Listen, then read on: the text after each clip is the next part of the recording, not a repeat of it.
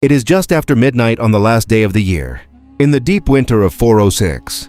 Along the western bank of the Rhine, a Roman sentry pulls his wet wool cloak tighter, his knuckles white around the shaft of his spear. The wind has died. For the first time in weeks, there is no sound of lapping water against the pilings of the watchtower. He looks down, and his breath catches in his throat. The Rhine, the god of this border, the uncrossable line that has defined the limit of the Roman world for generations, is motionless. It has frozen solid. A vast pale sheet of ice stretches from the Barbarian east to the Roman west. It doesn't look like a river anymore. It looks like a road. On the far bank, a quarter of a mile away, the sentry sees movement. Not a scout, not a single deer. The tree line is alive. Thousands of figures are stepping out of the black shadows of the forest. He can see the glint of low firelight on iron spear tips.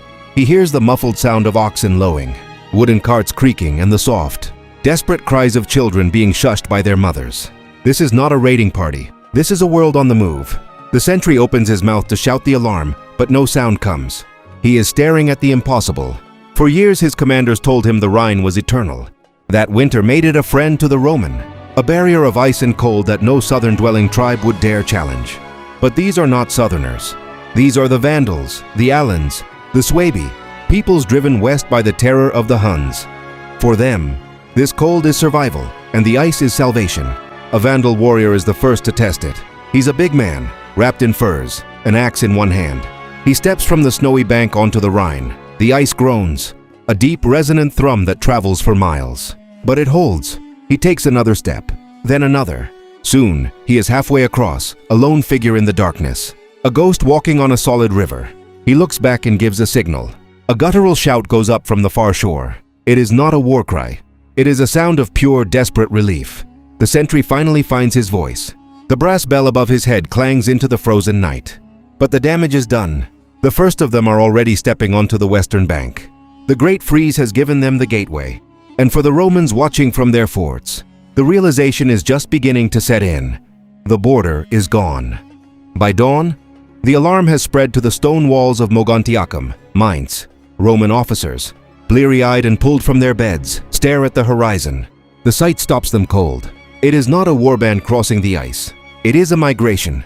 A sprawling, chaotic column of humanity stretches back across the Rhine and disappears into the forests of Germania. Ox-drawn carts piled high with children and household goods. Herds of scrawny cattle. Warriors on scrawny ponies, riding guard along the flanks. The Vandals, the Alans, and the Suebi are pouring across as if the river were a Roman causeway. Inside the Principia, the headquarters, a centurion named Gaius runs a hand over his stubbled jaw. He's a veteran of the frontier, a man who has spent 20 years reading the river's moods.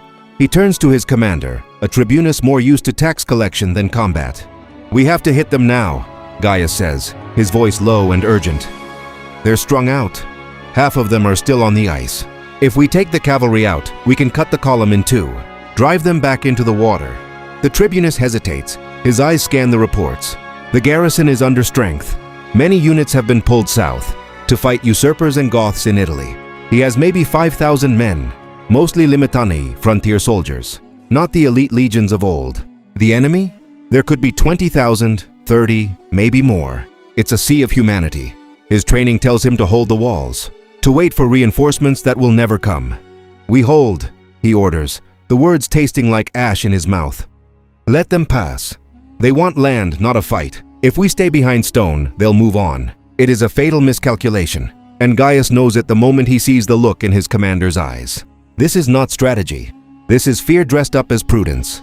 Across the river, the tribal leaders see the same thing Gaius saw.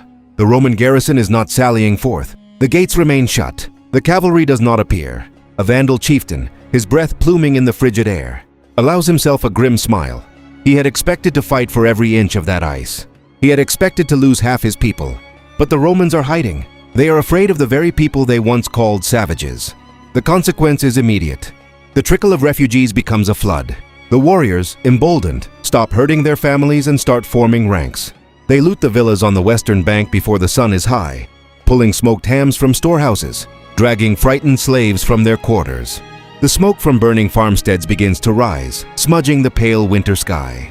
The new complication, however, isn't Roman steel. It's a Vandal messenger, riding hard from the rear of the column. His horse is lathered, even in the cold. He finds the chieftain and gasps out the news. Behind them, still on the eastern bank, the last of their people are crossing. But they are being harried. A rearguard action is already underway, not against Romans, but against other barbarians, opportunistic warbands from tribes who chose not to cross. And worse, the scouts report that the ice is weakening in the mid-morning sun. The path home is closing. The Vandals, Alans, and Suebi are now all in Gaul. They are committed. They cannot go back. They have no choice but to go forward, deeper into the belly of the empire that just refused to stop them. 3 days later, the frontier has ceased to exist. The Roman field army, such as it was, hasn't been destroyed in a glorious battle. It has been rendered irrelevant. The tribes didn't come to fight the legions.